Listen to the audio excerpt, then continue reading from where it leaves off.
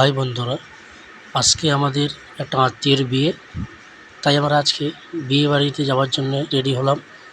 দেখতে পাচ্ছেন বাচ্চারা সব রেডি হয়ে গেছে, সব আনন্দতেই আছে। বিয়ে বাড়ি যাবে বলে কথা।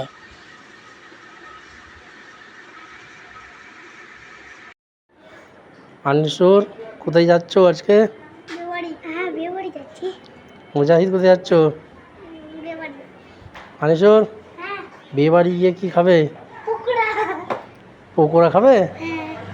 আর কি খাবে? আইসক্রিম। আইসক্রিম? আর কিছু খাবো না।